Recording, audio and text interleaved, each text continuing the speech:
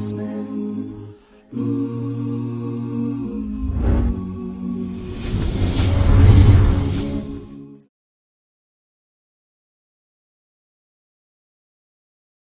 someone who is in the media arts and who's really trying to represent a Islamic perspective, some of the challenges that we face is exactly getting individuals to understand the diversity that is the Islamic experience.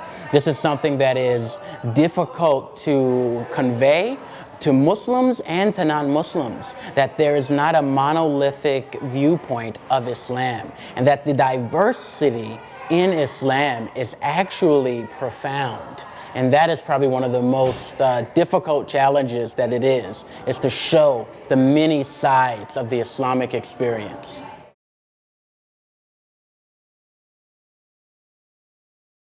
Women in Islam have the rights to practice their religion, to wear a hijab, to be modest, to cover themselves and still be working in whatever field. We have all kinds of Muslim women that are professionals.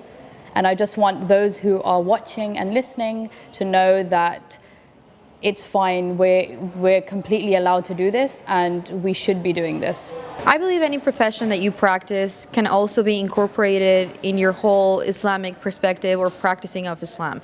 You do not lose your identity, you do not lose who you are. I am from Mexico, I'm a professional makeup artist, and I don't stop being that because I'm a Muslim. You know, part of actually working and doing your job and going to work every day is part of actually worshiping God. You don't have to stop everything that you're doing and just worship, because it's life, and God wants you to have your life, and we're supposed to live our lives worshiping Him, meaning that if you're doing your job, you're supposed to encourage other people with your job so that they can see the little aspects of life that can possibly lead them to Islam one day.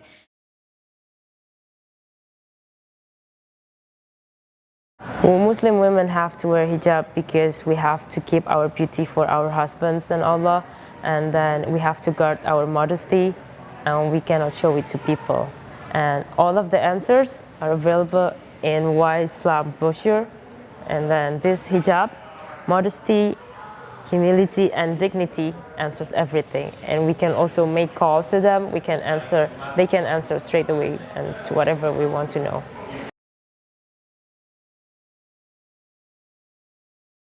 I think the sanctity of life is very important, and what I mean by that is that to understand that as though you are at a certain stage of your development and that you are growing and developing, to understand that the other Muslims that you meet and that the other individuals that you meet, they are growing in their human development and in their Islamic development. So do not become distraught when maybe they do not behave in a way that you would anticipate or expect them to behave.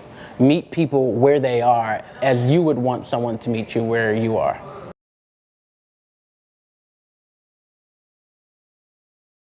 The misconception about Jesus in Islam is that non-Muslims believe that we don't believe in Jesus, but we do believe in Jesus, we just don't worship Him. And Why Islam has this brochure that can give you much more proper information about Jesus in Islam.